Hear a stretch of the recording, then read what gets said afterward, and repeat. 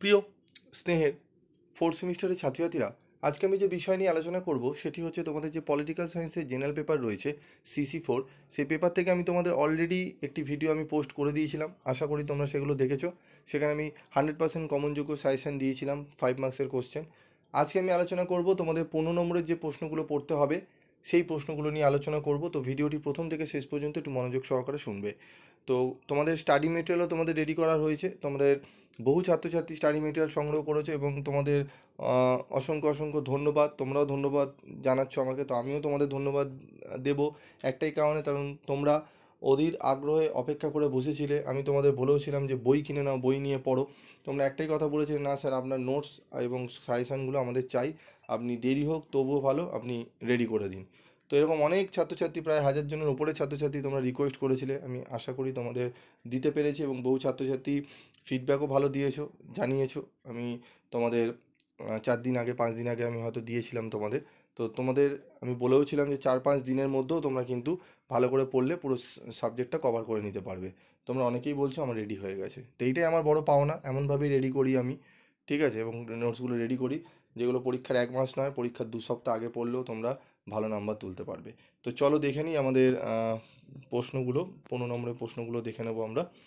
তো দেখো, 15 নম্বরে মডেল 1 থেকে যে প্রশ্নগুলো রয়েছে, প্রথম প্রশ্ন পড়ব। মধ্যযুগীয় রাষ্ট্রচিন্তায় আবুল ফজল ও বারাউনির অবদান আলোচনা করো। একসাথে দেওয়া রয়েছে 20 নম্বরে, মানে অনার্সদের 20 নম্বরে, এমনি জেনারেলদের কিন্তু 15 নম্বরে এটা আসার সম্ভাবনা প্রবল রয়েছে, ঠিক আছে। এই প্রশ্নটা ভালো করে পড়বে। সমন্বয়বাদ বলতে কি বোঝো, এর প্রসারে কবিরের অবদান আলোচনা করো। মোস্ট মোস্ট ইম্পর্টেন্ট এই দুটো প্রশ্ন খুবই ভালো করে তোমাদের কিন্তু করে যেতে হবে।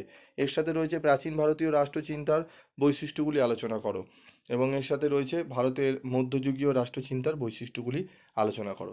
এই 4টি প্রশ্ন খুব ভালো করে তোমরা রেডি করে নিও।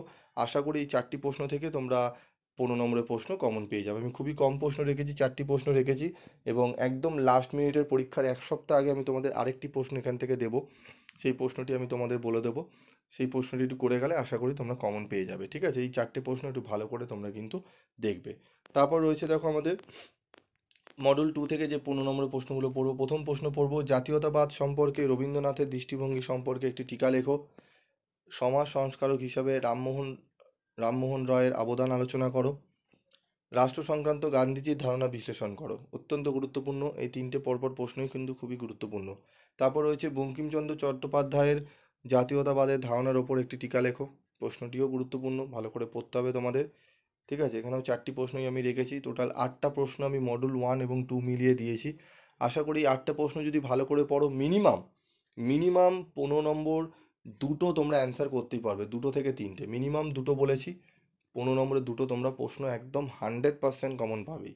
এবং তোমাদের মনে হচ্ছে যে স্যার আমরা তো 4টে অ্যাটেন্ড করতে হবে, তোমরা 4টে প্রশ্ন এখান থেকে পেয়ে যাবে। তবে আমি একটা কথা বলবো, লাস্ট মিনিটের আমার সাজেশন একটু ভালো করে দেখবে। আমি আরও একটি করে প্রশ্ন মডেল 1 এবং মডেল 2 থেকে আমি তোমাদের কিন্তু দেবো, আগেই বলে রাখছি। এখন দিলে অসুবিধা আছে, কোশ্চেন পেপার সেট হওয়ার পর আমি তোমাদের দেবো। সেই প্রশ্নটা অবশ্যই অবশ্যই তোমরা কিন্তু ভালো করে পড়ে যাবে। ভিডিওটি কেমন লাগলো অবশ্যই কমেন্ট করে জানাবে এবং বন্ধুদের মধ্যে শেয়ার করতে ভুলবে না। এবং তোমরা যারা চ্যানেলে নতুন, চ্যানেলটি অবশ্যই সাবস্ক্রাইব করে রাখবে। দেরি হলেও তোমরা কিন্তু কোয়ালিটির অ্যান্সার এবং কোশ্চেনের সাজেশান কিন্তু পাবে। এরকম সাজেশান আই থিঙ্ক তোমরা এখনও পর্যন্ত পাওনি, যে 4টে করে স্যার মডেল 1 থেকে আপনি প্রশ্ন দিচ্ছেন, বলছেন 100% কমন আসবে। এত কম প্রশ্ন একবার পড়ে যাও তাহলেই বুঝতে পারবে, ঠিক আছে। আমি তোমাদের এই 4টে করে প্রশ্ন পড়তে বলবো। আমি আরেকটা করে দিতে পারতাম, 5 5-এ 10টা প্রশ্ন, সেটা আমি পরে দেবো। তোমরা এই 4টে করে আগে রেডি করো, ঠিক আছে। তো আজকের মতো ভিডিওটি শেষ করছি, দেখা হচ্ছে পরবর্তী ভিডিওতে। সকলে ভালো থেকো, সুস্থ থেকো।